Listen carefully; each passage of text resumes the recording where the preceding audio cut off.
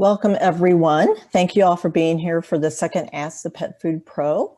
This chat series is brought to you by Pet Food Forum 2021 and the editors of Pet Food Industry, the magazine and digital content provider with decades of serving the market with pet food expertise.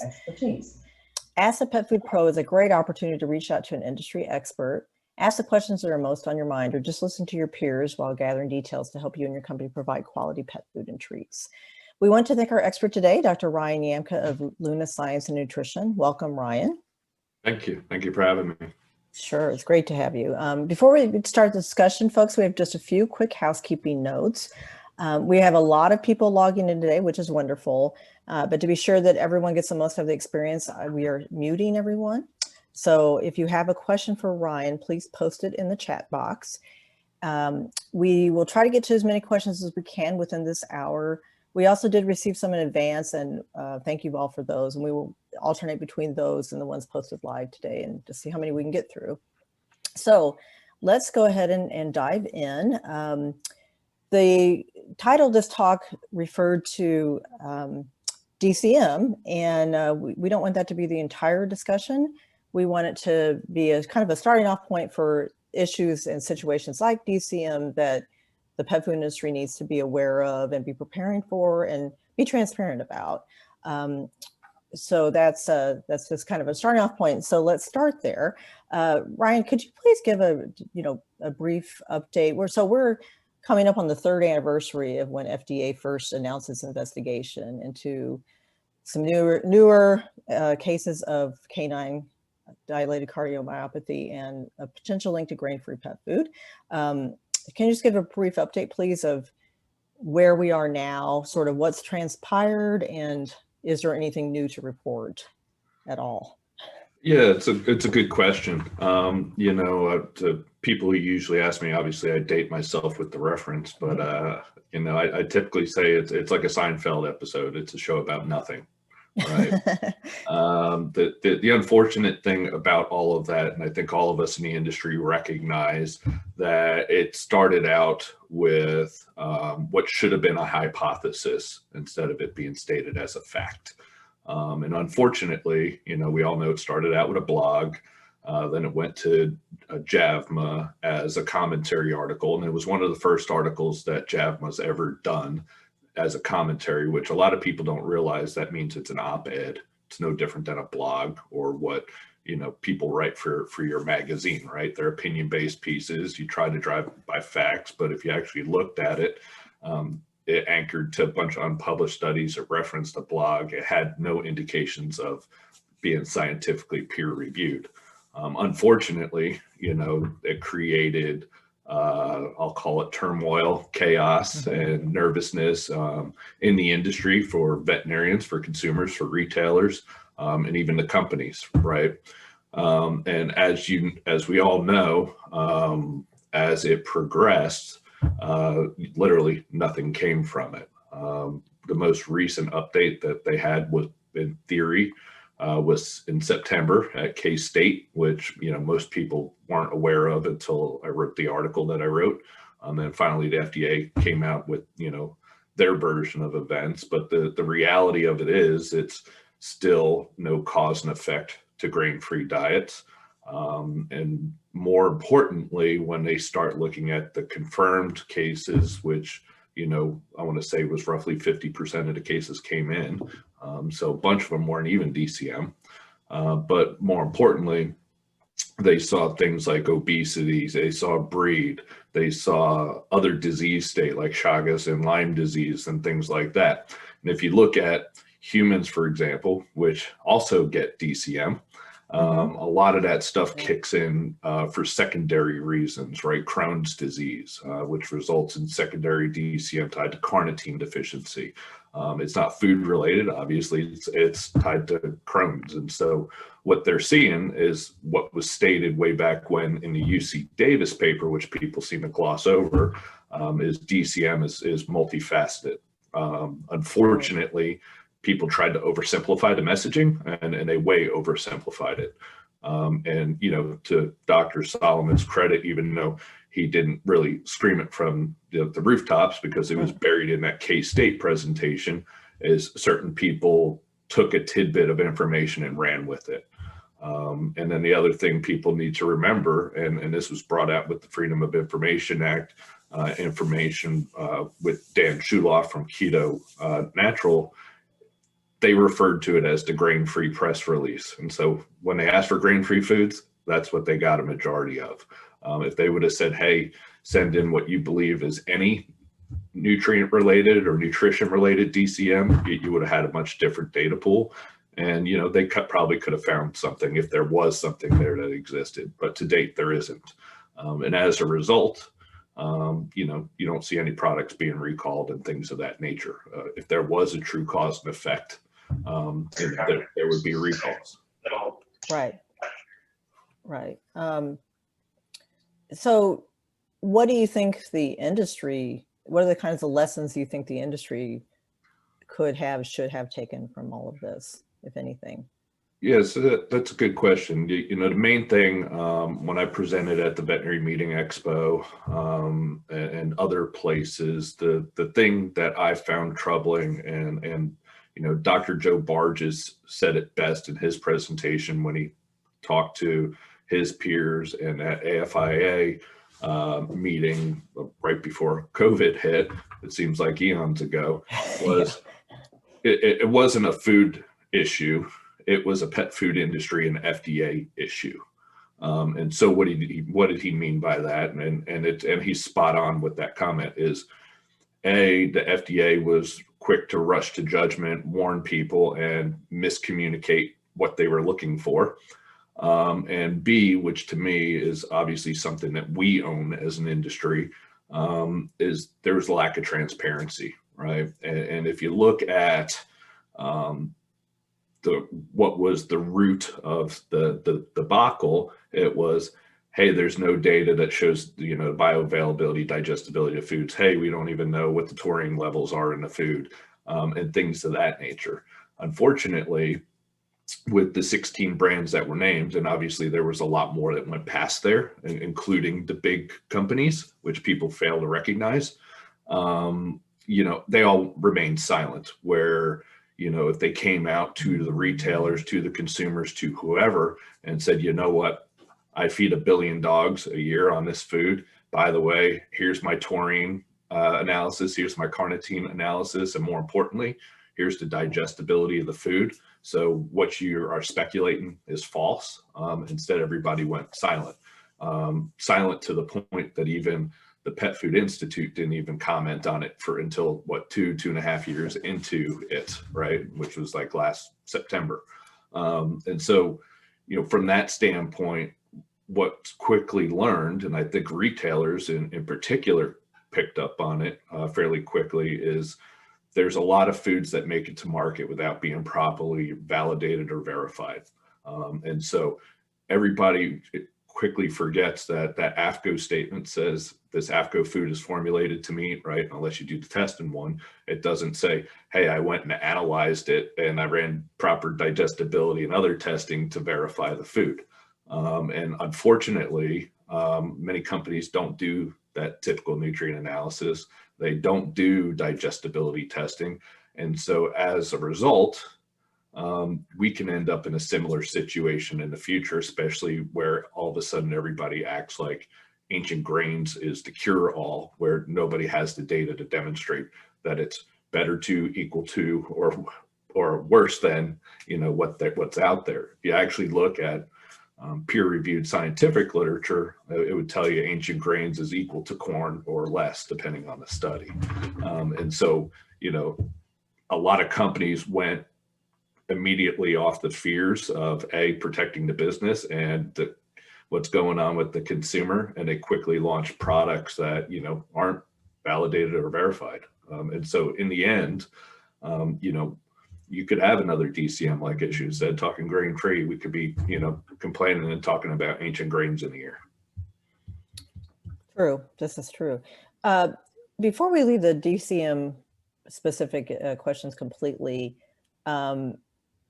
we've had a couple questions, one that came in beforehand and one in now, about veterinarians are also still out there saying to their clients, "Oh, do not feed grain-free food." I had my own vet tell me that earlier this year for my cat. So, what is there something that the industry could do, or people in the industry to do to help better educate vets, better inform them as to what is and isn't real science? Any thoughts on that? Yeah, so there's a few thoughts. So obviously, veterinarians can make easier decisions when they have data in hand, right? And so if you had data that's on a website, and we live in a day and age, right, of instant gratification or knowledge based off of your phone. How can I find this out and look it up? The fact that a lot of companies aren't willing to share typical nutrient analysis or digestibility results, things of that nature, further pushes them away from veterinarian recommendations and stuff like that. Because if they could compare it to what they know, a lot of that nervousness goes away. But the thing I find troubling is they're being misinformed. And what do I mean by that? In our area, and you talk to other people, they're telling people add white bread to your food. So I don't know what white bread does, but whatever. Or add a scoop of rice to your grain-free food. And when I hear that from people, I'm like, you realize taurine only comes from meat and the supplement. There is no taurine in plant material. So it's like, and you keep on reinforcing that. But obviously, and unfortunately, there are certain companies that are taking advantage of the situation.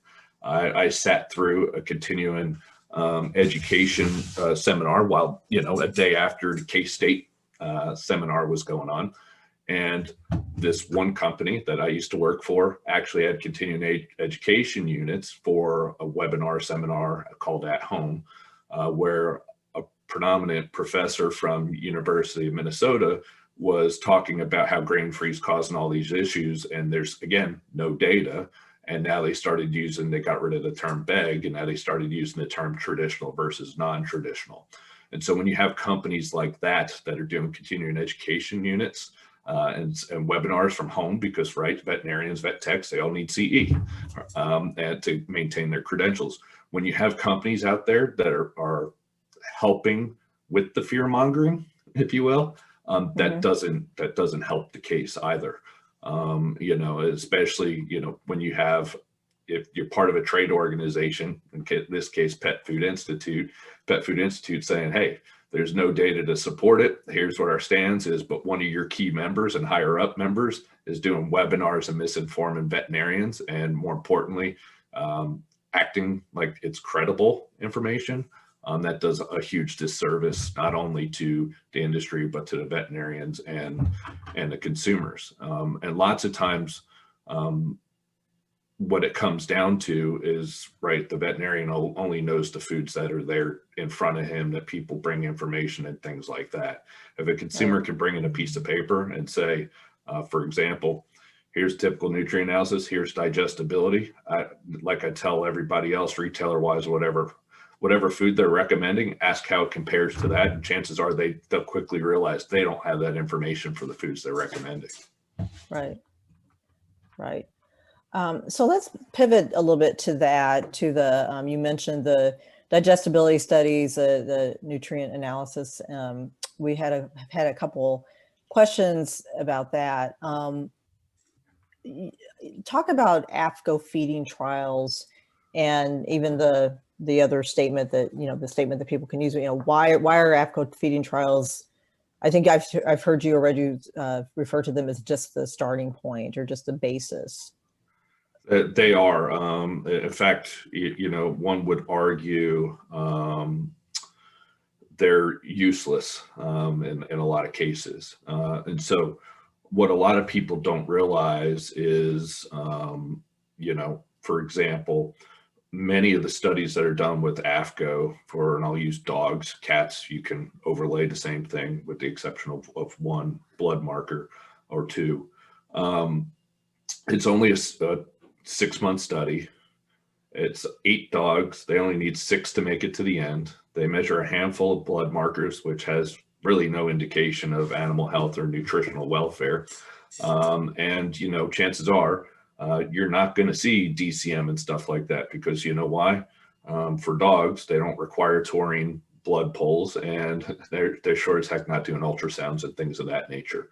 And so for somebody to think that, hey, you know what, an AFCO feeding trial is goof proof, it's not. Especially in this day and age, like I tell people, and nobody can answer the question, and rightfully so. But back when antioxidants were being investigated, right? Vitamin E, vitamin C, things of that nature. We all know the benefits of it. Everybody adds vitamin E and vitamin C in most cases for dry foods.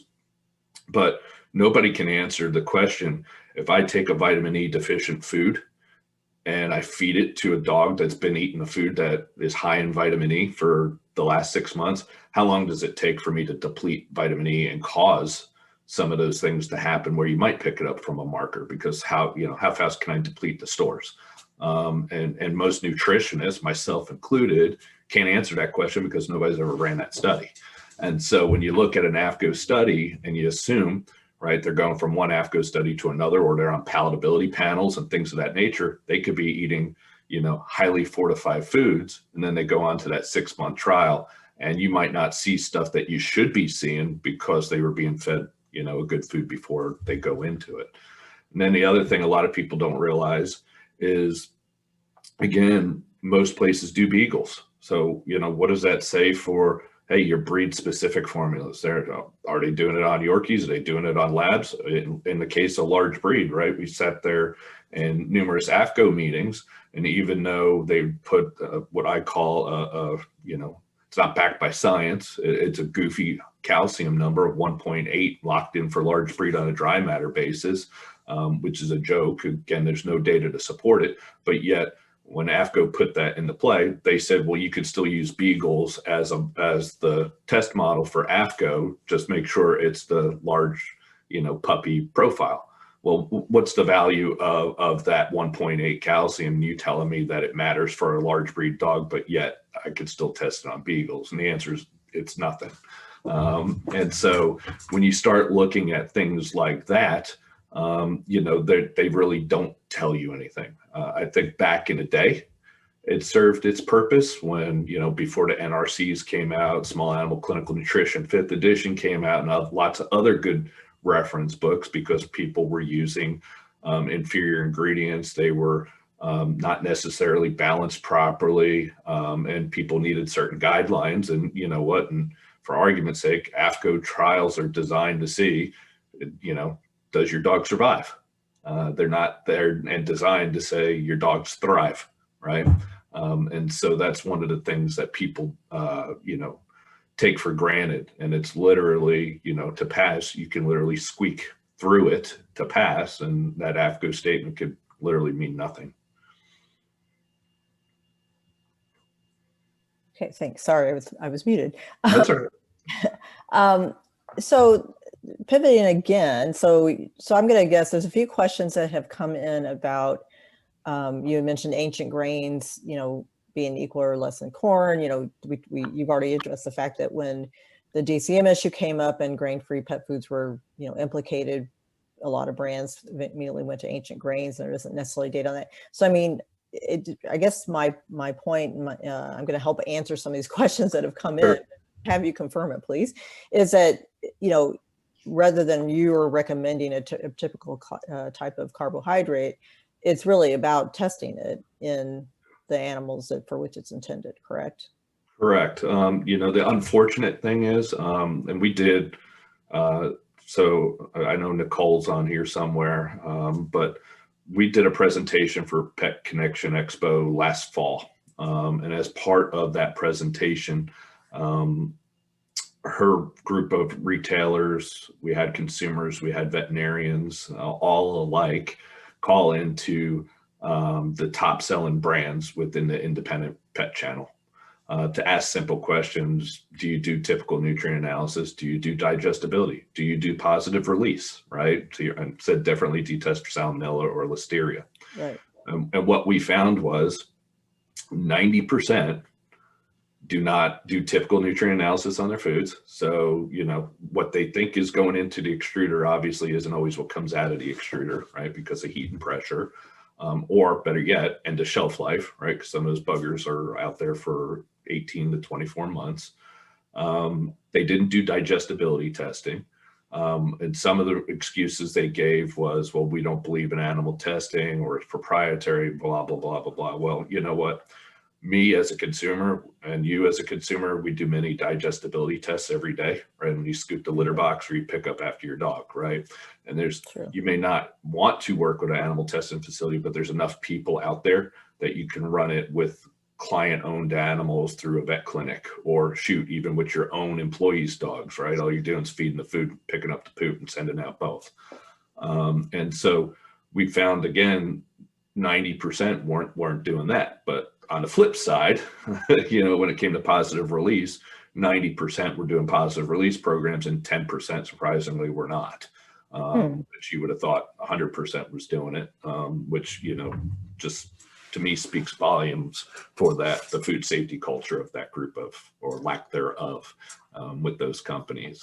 And obviously not going to divulge who was who, but I think to a lot of retailers, it surprised them. Okay. In positive release, that's that's essentially testing and holding. So you test a sample of the food you just produced and hold them until the results come back.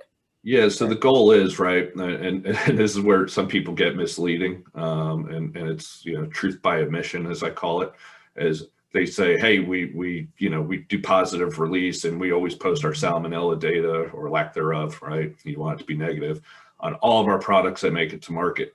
Well, of course you are, because if you had a positive and you found salmonella, it's not going to market. It's right. And so you don't know what you don't know in those cases. But yeah, with positive release, they should be testing for things like salmonella and listeria, because you want to make sure your kill step's working, right?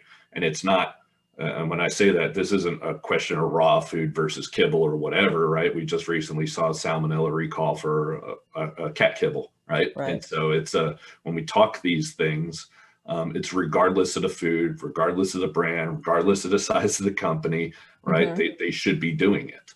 And so when they're not doing it, right, you don't know what you don't know going out there. And that becomes problematic, not only to the retailer, but to the consumer and others. And a lot of people will say, well, you know what, salmonella in food isn't going to harm, people. Well, I'm assuming Michelle covered it last time. Well, Diamond's a great example that it does, right? CDC got involved. They went down, they did the DNA fingerprinting and tracked it down to the exact plant, because people were getting sick. So, when people say, hey, it doesn't happen, if it happens on kibble, if it happens on pig ears, it's going to happen in all food types. Right. So just to follow up to the 90% that you were talking about, what was the sample size? Just out of curiosity. Yeah, so we looked pretty much at the top 10 selling foods. So brands more. Yeah, brands. Food lines. Yeah, so companies, right? So we ask companies versus independent brands within the company. Gotcha. Okay. So we had some questions, and this is still related to the whole testing idea, especially the nutrient and digestibility. And you referred to an example you had where there was no literature available, no studies available. So we have a couple questions around that. How can a pet food manufacturer try and do the responsible thing as you're describing it, especially with a novel ingredient? How do they verify it's suitable for purpose, including monitoring for positive nutrients, et cetera, in light of limited literature information? Yeah, so it's a very good question. So whenever there is a quote unquote new ingredient, and I'll use crickets as an example, right? And black soldier fly larvae is probably even better example, because EnviroFlight went through and did everything you're supposed to do, right? And so when FDA has a specific, not necessarily protocol, but a specific process that you go through to validate and verify that ingredient is safe for that target animal, right? In the case of EnviroFlight, and just got moved up to approved or accepted ingredient naming and definition for adult dogs. What they're doing, and a lot of people don't see it's happening, is they're actually going through and doing what I would refer to as an FDA safety study. Lots of times when you're doing that, you already know, at least the company or the person formulating already knows the outcome of that study. It's more of going through the process so the FDA can verify and have file information that says, hey, you know what? This study was done with this number of dogs. You pull all these blood samples. Usually digestibility testing is built into that. And then what they do with that is they'll take a control food, and usually you do some kind of titration. So let's say, and it could be that upper level could be dictated based off of what the price of the ingredient is, right? If that ingredient's $5 a pound, nobody's going to make 50% of their product with, $5 a pound ingredient, right? So They might say, hey, 25% is the top, and then let me do a midpoint at 12.5, and have run that study for roughly 6 months. It's got the fundamentals of the AFCO study, but it's a lot bigger, more in depth, a lot more blood information, as well as digestibility and stuff. And so with those, you want to make sure that it's FDA approved, right? And ultimately it gets AFCO approved. If it's not in there, in theory, the states should be going after them and doing stop sales. Some say that they're self-grass. I don't believe that. If you did the data, then go through the process with the FDA, because that process is set up to do that, be reviewed properly, and be done. Unfortunately, a lot of people think just because they could say self-grass, that it's okay to move through and push that ingredient or that food out. But you'll quickly see that the tougher states, will not allow registration and things like that if they're doing their homework on that. Unfortunately for the states, many of them are not nutritionists, nor are they scientists. And so a lot of them aren't, and rightfully so. If I was in that situation, I wouldn't be comfortable with a self-grass or whatever else. I would try to make it goof-proof, at least from my job standpoint. But they should be doing their homework, and going through that process. And EnviroFlight, if I have to use an example, has done it right. So they went after chicken, they went after fish, they went after adult dogs, right? Because that's the study they ran. It wasn't for all dogs, so they would have to run a puppy study as well, and ultimately run a cat study, because just because it works in a dog doesn't mean it's going to work in a cat. And the example that I always give is, right, humans can take lipoic acid as a supplement. Dogs can take lipoic acid as a supplement. Cats will die from lipoic acid. So, and so that's the type of stuff that you got to worry about, right? Propylene glycol is another example where really bad for cats, okay for dogs, okay for humans. And so that's why those studies and standards are set up, and you literally work with the FDA to develop those protocols. And for people that are out there trying to figure out how to get an ingredient approved, make sure the FDA signs off on the protocol saying, yes, this is okay. And assuming successful results, life will move on and go. But if you don't get sign off, even for urinary tract health studies, and you run the study, you could find yourself in the jam that you spent, $200,000 for a study. And then, because you didn't engage them properly, the study's null and void. Yeah, I want to come back to the cost in just a second, but just a question for clarification. You're talking about 6-month studies for nutrient analysis and digestibility. Someone was saying they were a little bit confused because you referred to a 7 to 10 day test. That's for safety, correct? That's the 7-day test is digestibility. It is digestibility. Yeah, okay. Yeah. What they do is they give for argument's sake, 5 days adaptation, and then the remainder of them is obviously they're measuring food intake and collecting stool. And I'm going to oversimplify it, but subtract the difference, and there's your digestibility, right? Okay. This is a great question. What is a great digestibility score? Yeah, so a great resource out there to look for is Linda Case has a web page. You type Yes. in Linda Case digestibility. She gives you basically the ranges, and she's been around and educating for a long time. As I put it, if it's 85% or higher, and she's spot on with it. Obviously, that's high digestibility. I think she does a cutoff at 88 and says you're a rock star, which you are, because most foods don't achieve that. Right.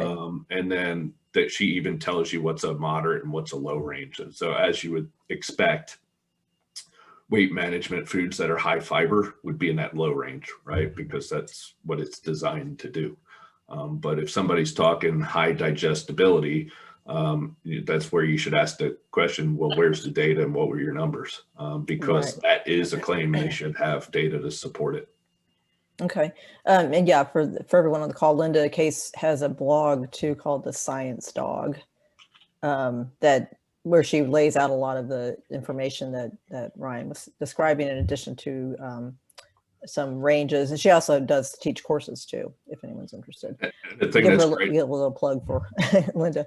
Yeah, and the thing that's good about her courses too, that reason I recommend it for others, is she teaches nutrition, right? There's no bias towards raw or kibble or freeze-dried, organic, non-GMO. And so it's a great foundation for people to build. And then obviously they can overlay their feeding beliefs and things of that nature. And she says, thank you. It turns out she's on the call. Hi, Linda. So you've touched on the cost of some of the studies that you're describing as being, responsible and necessary. Obviously, cost is an issue, or cost is a factor.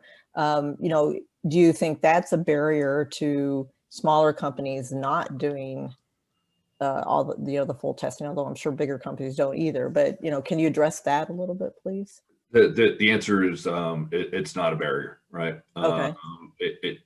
It should be a barrier for entry into the marketplace, but it's not, especially now that you're seeing the traditional gatekeepers are no longer gatekeepers, right? Now with direct to consumer, you don't have the distributor being a gatekeeper at one step and a retailer being a gatekeeper at another step. And so it's kind of the wild, wild west in some cases. But to put it in perspective, if you were interested in your dog's food and they didn't supply the information, for about $5,000, you could get the digestibility and a complete nutrient profile on that food. And so when companies say they don't have the resources for it, I call BS on that, because many of them are even startups. $5,000 is only $5,000. You shouldn't be waiting to go to the market to test on other people's dogs, and that's how I see it. And ultimately, like I said, if you're doing your homework, you would have that data. So when the DCM debacle hit, if everybody dumped their data out for their brands, or at least, God forbid, one of them did a press release or actually showed the data on their websites, a lot of that crap would have went away really quickly, because it would have debunked all the theories that were out there. The unfortunate reality of it is some people will not show it because they're worried about, hey, one food that's low in digestibility or whatever nutrient, and the other one being higher, and they don't want people picking and choosing and stuff like that. But the reality of it is they're going to pick or choose within your portfolio anyway. Right. So you might as well let them have the information so they can, in essence, become, their dog or cat's advocate for what they're feeding. And like I explained to retailers is, those questions that I ask, or I tell people to ask today, that they'll go, well, I can't ask all these questions for all the foods I have. Well, that's fine. Grandfather all the foods you have today, and say anything that comes in new through the door, whether it's a line extension or a new brand or whatever, I want to know this data. And then over time, you'll find out really quickly you have all that information for all your foods, right?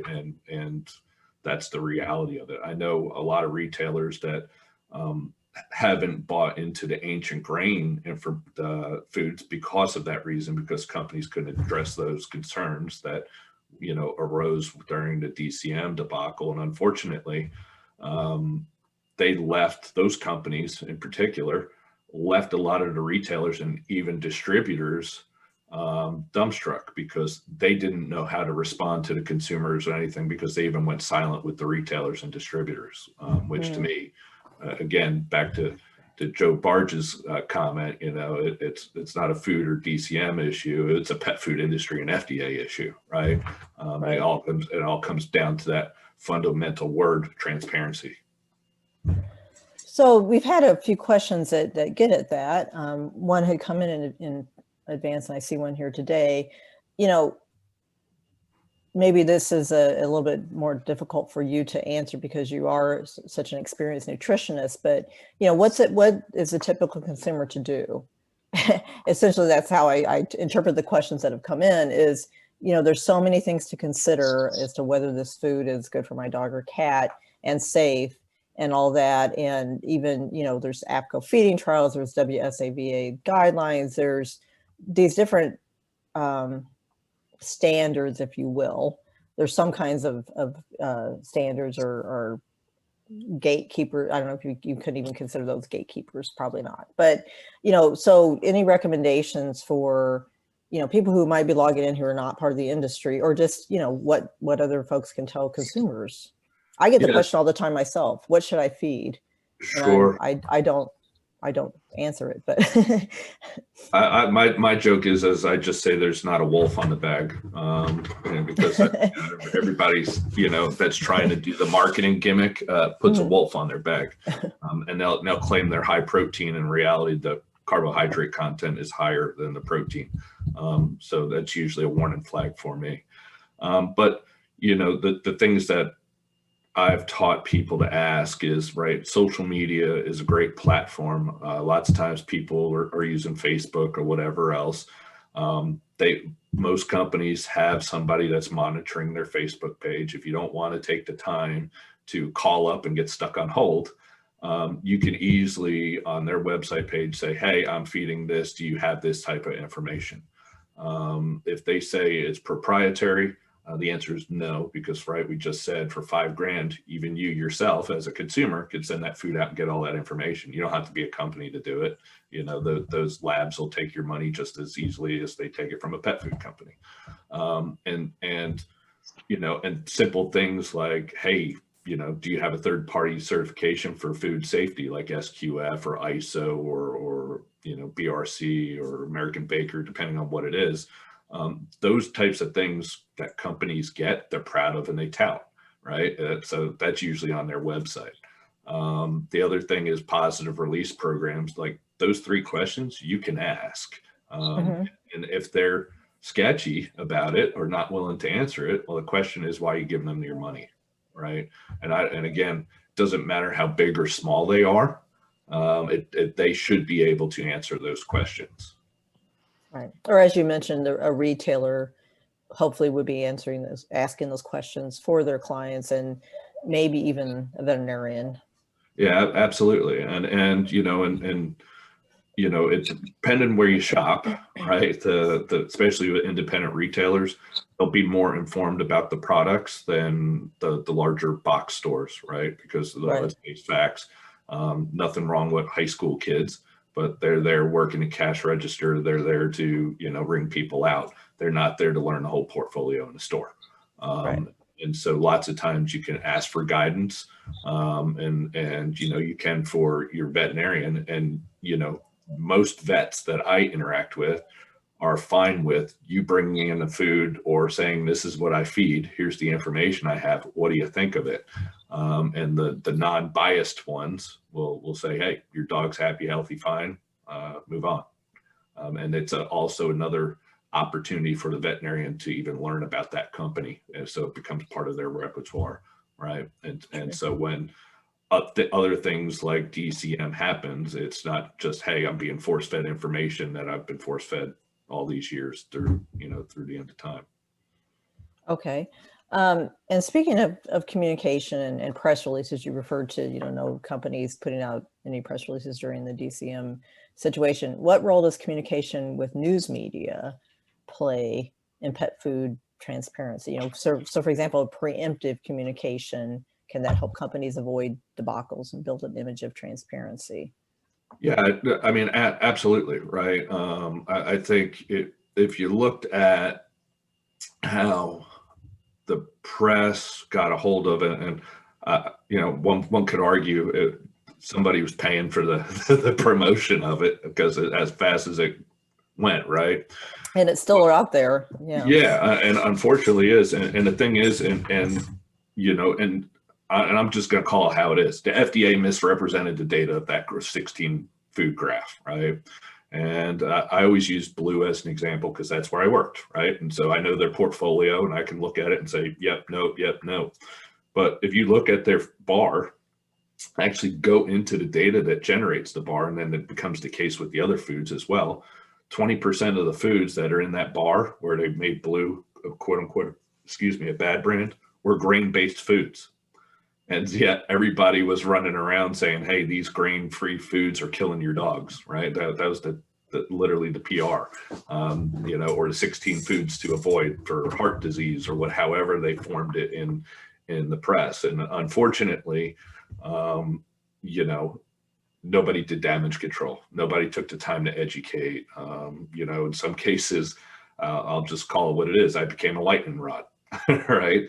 When a lot of people don't realize this, when I went to the Veterinary Meeting Expo, the CEO for NAVC emailed me. As soon as I got off the plane, I received the email. Hey, don't worry about your safety at the conference. There'll be security outside. And had me scratching my head as far as where the hell am I going to present? I thought this was a veterinary conference, right?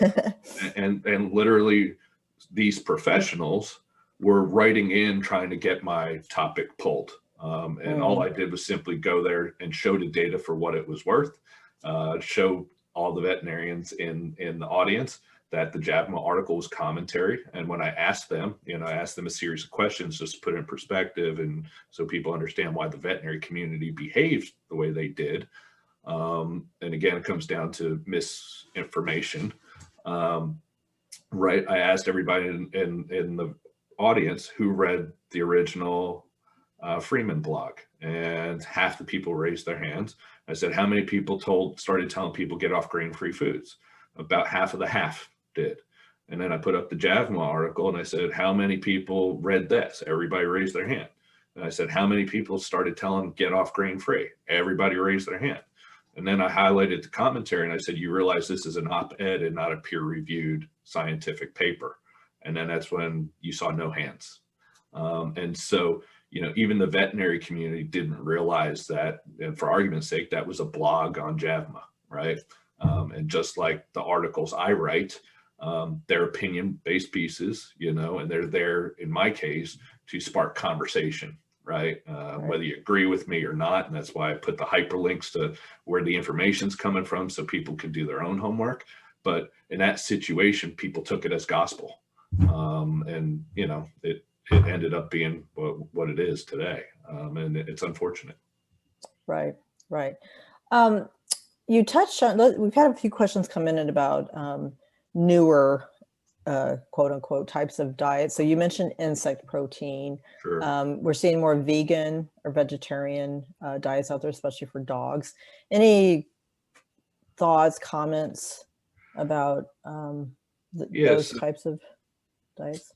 So the thing is a lot of people don't realize, and if you actually look at crickets and black soldier larvae, which tend to be the hot ones, you'll hear it referred to as grubs when they try to market it, because when you hear fly larvae, people think maggots, right? And so it makes that ick factor go a little further.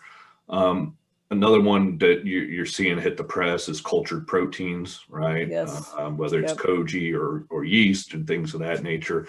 The reality of it is each of those groups, and I'm an advisor for Bond Pet, where we're working obviously with cultured protein from a biopsy from a chicken, but they have to go through all those same processes that I just mentioned about FDA food safety studies, right? And so they'll go through it to demonstrate, is it a good protein source? What's the digestibility? Is it safe for the animal? And things of that nature.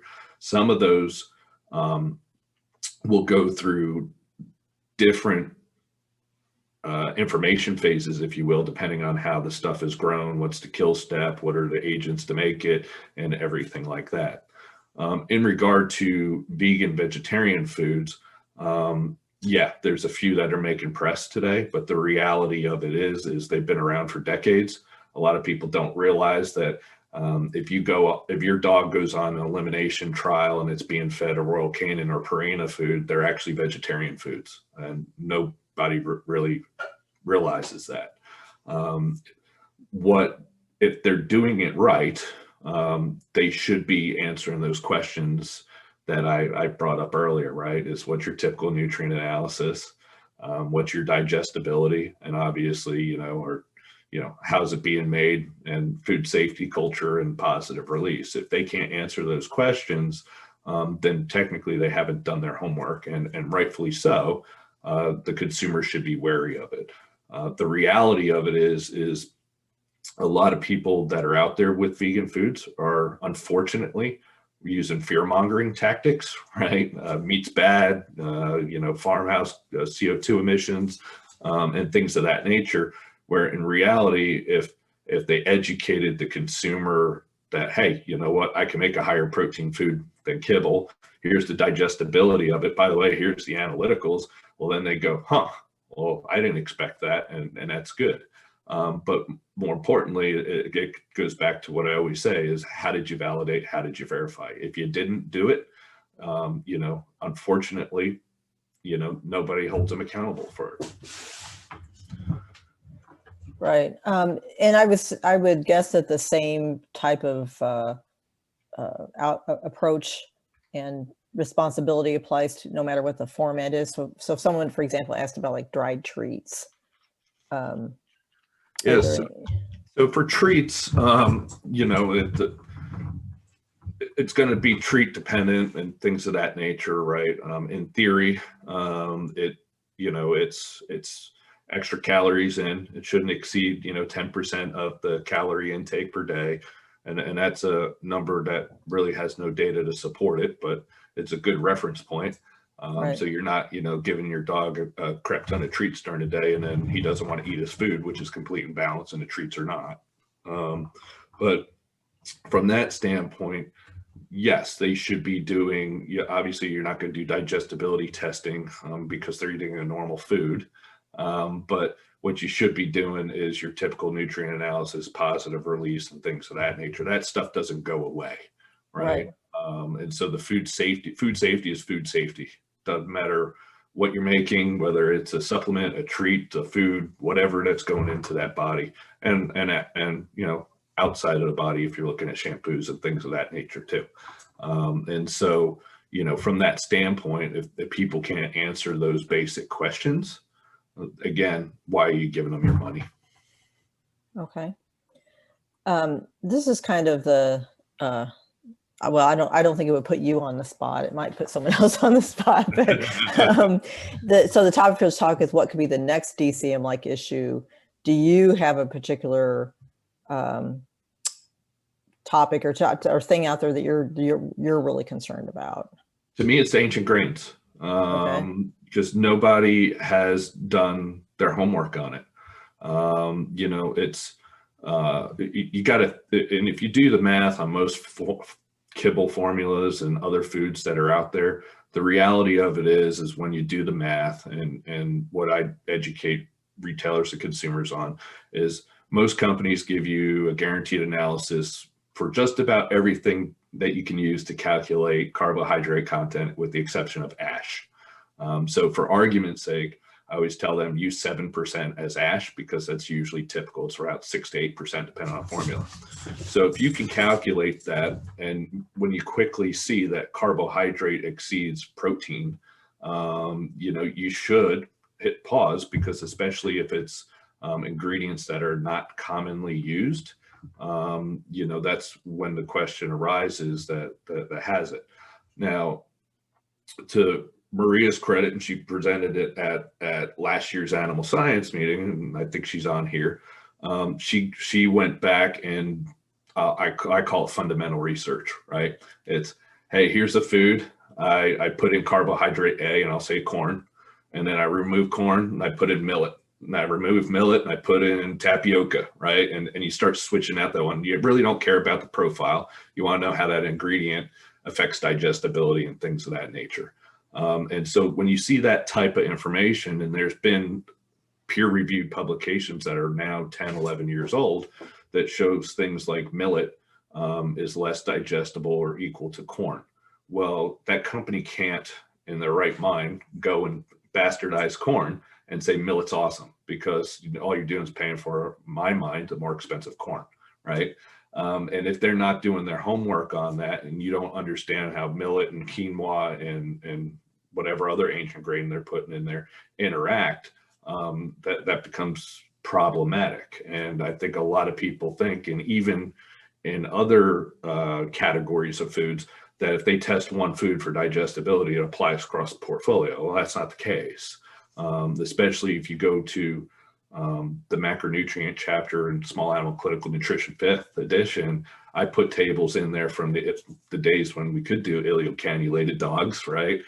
From my time in Kentucky, and obviously a lot of work that George Fahey and his group did back in the day. And you can see just by switching out protein sources in those kibble products that, protein digestibility ranges anywhere from 60 to 90%. And so that's a big window, right? And so the question comes back is, what are you doing to validate the formulas? And what, unfortunately, a lot of companies have done, and some have touted it, and most recently in Pet Product News, is, hey, a lot of consumers were worried about grains, so we launched ancient grains. Well, that's great, but what did you do different? And the answer usually is nothing. And then I usually ask the retailers to, ask the question when they come in and ask, hey, I need more shelf space for this ancient grain line that you were selling the grain-free food for. Well, what was wrong with their grain-free formulas? Ask them the question, right? And are they going to take those grain-free formulas and buy it back so you can put the ancient grains on there because you found that it's better? And if it's better, why? And you find out very quickly that they can't answer the questions. And so not doing that due diligence on a component of the food that is a large component, right, from a carbohydrate standpoint, that it's not good. I don't know another way to put it.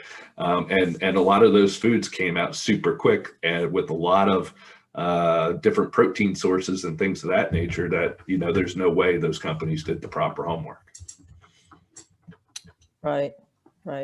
Yeah, and I think besides Maria at University of Illinois, I think Kansas State has done some research on specific ancient grains, but there's not a lot out there, to your point. No, there's not. The one that came out of K-State was when it was a mixture of ancient grains versus a mixture of grain-free, and for argument's sake, they weren't different. Right. So the question comes back to like what I ask retailers. Well, why should I carry the ancient grain foods? Why is it better? Why is it not better? What's the value in it? And what a lot of other people don't realize is some of those ancient grains are really different forms of wheat. And so if you're anti-wheat, right, you should be anti those ancient grains too. Right. And so that, it becomes a deadly slope on there, especially when you're chasing the consumer's fears. And, some of them have even come out and said, hey, we have the solution for DCM and here's ancient grains. And it's like, well, what was the problem and how's that the solution? The answer is that it isn't. Right. Marketing and response to consumers drives a lot of it. So I think we're almost done. One last question, and we've sort of alluded to this too. Pet food for a long time has suffered from, yes, there's research out there on specific ingredients, some going back quite a ways, but it doesn't have the kind of research funding that, say, human food does. Any thoughts about getting more literature out there for the industry to use? Yeah, so back in the day, obviously, Hills and Imes invested heavily in what I call basic fundamental research, right, to understand And it cracks me up today because everybody talks about the microbiome like it's something new. George Fahey and his group were doing that stuff in the 90s. They were looking at yes, bacteria, but more importantly, what are the bad things that they were making, like putrescine, cadaverine, things of that nature. And so even though it didn't have a sexy term back then, and now it does, everybody acts like it's new. But the reality of it is there are companies that are funding research and trying to do the fundamental type stuff. Unfortunately, it's not really coming from pet food world. You're seeing it more so from ingredient companies, and what troubles me even more is if they are doing it, they're not publishing it. Right. And back in my days at Hills, and they still publish stuff, but when you look at a lot of other pet food companies that really have huge R&D departments, and they're not, I haven't seen innovation come out of any of those companies in probably the last 10 years. But B, it's like there's a lot of fundamental knowledge that they could be sharing with consumers and the companion animal nutrition community. But the other thing that really stinks, and it does to this day, is there really isn't a good place to publish that type of information. And so with that, when people publish it, it might be in random journals. And so people don't necessarily have access, or they're not aware of it existing, right? And usually as a resource for me, I usually start out with PubMed, right? Type in dog, type in ingredient, and see if anything hits. And if it doesn't hit there, then you can try Google Scholar. But lots of times what you end up finding out is you actually could find out, even though it's not scientifically peer reviewed and stuff like that, if people track patents, you'll see a lot of that information in there, because a lot of people want to protect the intellectual property, right? They might be protecting it for a specific nutrient, but they might have those answers within that patent showing digestibility of this formula, that formula, and things of that nature. But unfortunately, like I said, unfortunately, there hasn't really been, a journal that goes, hey, let's focus on companion animal. Waltham did a good job back in the day when they had their symposiums and making it as a supplement to the Journal of Nutrition, right? And so all you had to do is buy one copy, and it was a one-stop shop. IMS used to do a really good job where they had them symposiums, and then with Orange Fraser Press, they would publish a hardcover book. And so you had a lot of those things back in the day. Unfortunately, what I see today is not fundamental research, it's marketing research, right? And so when you see a study that uses a crappy control food, and then, hey, it's my food plus taurine, and that gets published as a study, there's no control and things that are fundamental to research.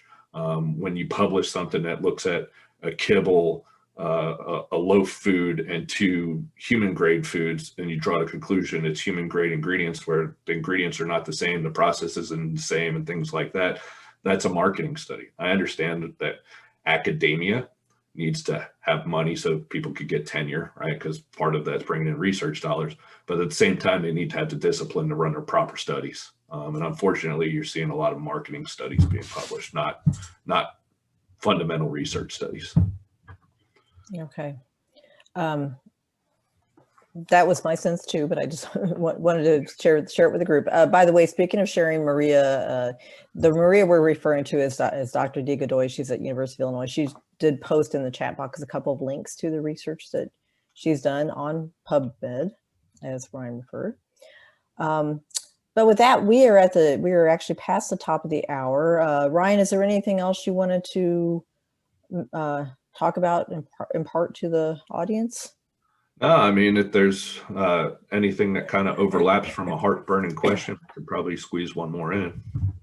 I think we've covered a lot of it. We haven't hit every single question. There were some fairly specific ones, so sorry, folks, if we didn't get to that. Just trying to concentrate on what the group would get out of this. So thank you all very much for your participation today, and thank you again. A big thanks to Ryan. And he does have a blog on petfoodindustry.com that, as he said, it's his opinion, and his intent, if I can speak for you, is to spark conversation. So if you want to get your mind going on something, or even get your high blood pressure going in some cases, you can go read Brian's blog on petfoodindustry.com. Our next chat is on June 23rd with Maria's colleague at the University of Illinois, Dr. Kelly Swanson, and he's going to be talking about novel proteins and other types of proteins. If you want to continue your education about pet food nutrition and other industry topics, please check out Pet Food Forum 2021. It will be returning as an in-person conference and exhibition this year in September. It's also going to be available on demand for people who are not traveling. So you can visit petfoodforumevents.com and register now. There are early bird savings available. Thank you again, and I hope everyone enjoys the rest of their day.